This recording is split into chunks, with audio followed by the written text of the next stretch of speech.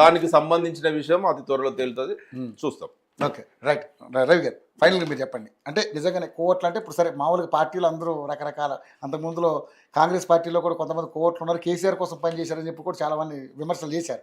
అది కూడా పెద్ద తలకాయలే. సరే, అది పక్కన పెట్టండి.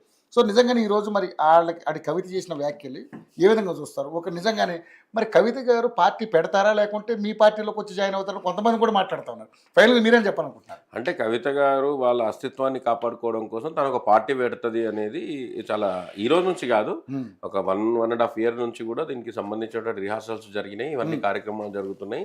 దాని తగ్గట్లుగా కూడా అన్ని కమిటీలు వేసుకోవడం జరిగింది, అన్ని వేసుకుంటున్నారు. ఆడ ఏం అంతర్గతంగా చేసేది ఏం లేదు, బహిరంగంగానే చేస్తున్నారు. అన్ని కూడా బహిరంగంగానే పార్టీ ఆఫీస్ ఈ రోజు కొత్తగా పెట్టలేదండి. తెలంగాణ ఉద్యమ పార్టీ టిఆర్ఎస్ పార్టీ జాగృతి అనేది దానికి సమాంతరంగా జాగృతి కూడా నడుస్తున్నది. జాగృతి అనేది తెలంగాణ కల్చరల్ ని డెవలప్ చేయడం కోసం అని చెప్పేసి పెట్టుకున్నారు. నాటి నుంచి నేటి వరకు జాగృతి నడుస్తూనే ఉంది. ఈ రోజు కొత్తగా నడిచేది ఏం లేదు. ఆ విధంగా చెప్పాలంటే రేవంత్ రెడ్డి గారు కూడా బీజేపీలో అనేక యాదగిరి గారు మీ ఒకవేళ మీ సాక్షాత్తు కేసీఆర్ గారి కూతురే సామాజిక తెలంగాణ రాలేదని ఆవిడే మాట్లాడింది. దాని గురించి కూడా ఇప్పుడు మంత్రివర్గంలో ఉన్న వాళ్ళు కూడా రాజగోపాల్ రెడ్డి గారు కూడా చేస్తారు, కొండ సురేఖ గారు చెప్తారు మా మంత్రులు కమిషన్ పనిచేస్తలేరు అని చెప్పి కొండ సురేఖ గారు చెప్తారు. చెప్పండి. యాదగిరి గారు ఏమైందంటే ఈ మధ్యకాలంలో ఈ బీఆర్ఎస్ పార్టీలో రీల్స్ బ్యాచ్ ఒకటి తయారైంది కదా, ఆ బ్యాచ్ లో చేరినట్టున్నారు సార్. ఎందుకు అంటే ఆ బ్యాచ్ లో ఆగరు, ఇట్లనే చేస్తుంటారు.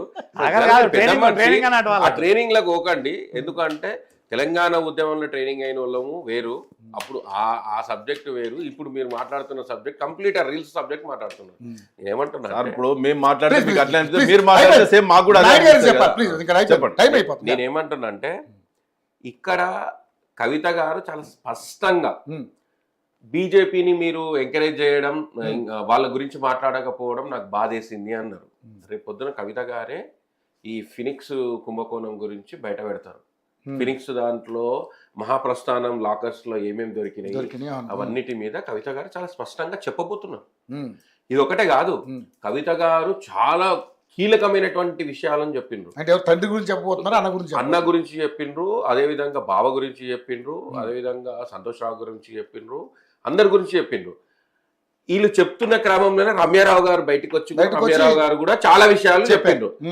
ఇవన్నీ చూస్తుంటే మీరు తెలంగాణ అస్తిత్వాన్ని ఏ విధంగా దోసుకున్నారు, తెలంగాణ పేరు మీద ఏ విధంగా అయితే మీరు మోసం చేసిండ్రు అనేది చాలా స్పష్టంగా కనబడుతుంది. చిన్న పిల్లగాన్ని అడిగిన చెప్తారు, ఏం చేసిండ్రా అంటే ఇగో దళిత బంధు పేరు మీద ఇట్లా మోసం చేసి, దళిత బంధు పేరు మీద ఈటల రాజేందర్ని దెబ్బకొట్టడానికి దళిత బంధు అనే పథకాన్ని తెచ్చిండ్రు అనేది చిన్న పిల్లగాన్ని అందరికి తెలిసిన విషయం.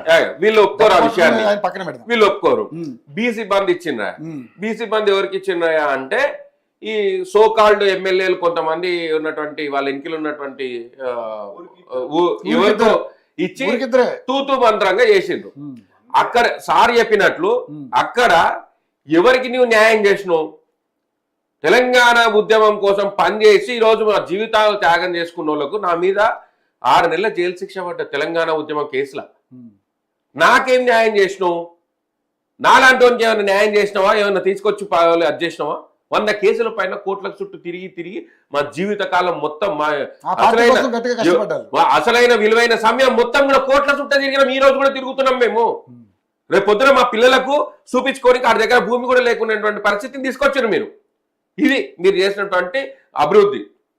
పార్టీలో డెవలప్మెంట్ లేదండి, పార్టీలో ఓన్లీ 4 మెన్ డెవలప్మెంట్ అయింది. ఆ తర్వాత కొంతమంది లోఫర్లను అందరినీ, కొంతమంది లోఫర్స్ ని ఎమ్మెల్యేలను చేసిండ్రు. వాళ్ళు వచ్చి మొత్తం పార్టీని భ్రష్టు పట్టించారు జిల్లాల వారీగా. వీళ్ళందరూ కలిసి ఏం చేసిండ్రు, వీళ్ళందరూ కలిసి పార్టీని భ్రష్టు పట్టించేది కాకుండా ఈ యువ నాయకత్వాన్ని ఒక్కడ కూడా ఎదగకుండా చేసిండ్రు. ఇక కవిత గారికి చాలా స్పష్టంగా ఇవే విషయాలు చెప్తున్నారు. కవిత గారు కూడా ఇప్పుడు మొత్తం తీసుకొచ్చేది కూడా యువ నాయకత్వాన్ని నేను తీసుకొస్తా ఇది అని చెప్తున్నారు. అయితే వీళ్ళు ఏమంటారు అంటే సీఎం పదవి మేమే, మా నాయనే ఉంటాడు అని చెప్పి కేటీఆర్ చెప్తున్నాడు. ఆ రోజు వరకు 2029 వరకు కేసీఆర్ గారి ఆరోగ్య పరిస్థితి ఎట్లుంటుందో, కేసీఆర్ గారి ఆరోగ్య పరిస్థితి ఎట్లుంటుందో తెలియదు, వారి వయసు సహకరిస్తుందో లేదో తెలియదు, ఆ నాయకత్వాన్ని ప్రజలు ఆశీర్వదిస్తారో తెలియదు.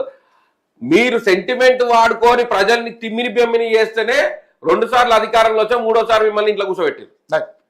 అట్లాంటిది మీరు రేపు పొద్దున మీరు చెప్పే మాటలని ఎవరు కూడా నమ్మే పరిస్థితిలో ఉండదు. కాబట్టి కవిత గారు చాలా స్పష్టంగా ముందే తన తెర తెరుచుకుంది.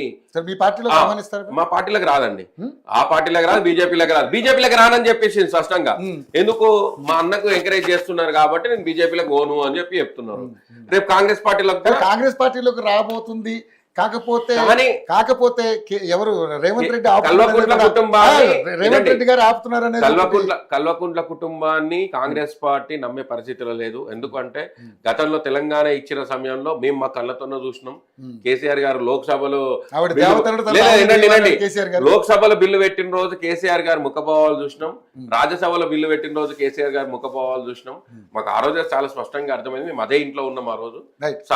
అది చెప్తున్నాం. అయితే ఇక్కడ ఈ అన్ని కోణాలు చూసిన తర్వాత ఇక్కడ ఈ కోవట్లు వీళ్ళే మొత్తాన్ని రాజకీయంగా వీళ్ళ రాజకీయ అస్తిత్వం కాపాడుకోవడం కోసం కుంపటి పెట్టుకొని సభలు పెట్టుకుంటున్నారు. వీళ్ళే ఒక డ్రామాలు ఆడుతున్నారు.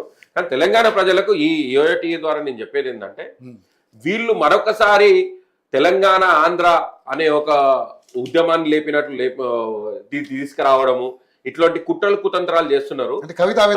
కార్యక్రమాలు పార్టీలో కొన్ని ఒక ఫోబియాని తయారు చేయడం ఇవన్నీ చేస్తున్నారు. కానీ ఎవరి ఆలోచనని కూడా వీళ్ళు గతంలో చేసినటువంటి మోసాలని గుర్తించుకోండి. వీళ్ళు ఎంతమందిని నాశనం చేశారు, వీళ్ళ వల్ల ఎంత ఆర్థిక ధ్వంసం అయింది అనే దాన్ని బాగా అర్థం చేసుకొని ప్రజలు ఇప్పుడు జరుగుతున్నటువంటి పరిణామాలను దృష్టిలో పెట్టుకొని వాళ్ళ మీద ఒక దృష్టి పెట్టాలి అని చెప్పేసి ప్రజలకు. నాయుడు గారు నిజంగా ఇప్పుడు వస్తున్నటువంటి అంశాలన్నింటిలో ఫైనల్గా మీరేం చెప్పాలనుకుంటున్నారు? ఎందుకంటే కోవట్లు సరే అన్ని పార్టీలు ఉన్నారు, వాళ్ళు ఏ విధంగా పనిచేస్తున్నారు అనేది అందరికీ తెలిసిన విషయం. కానీ నిజంగా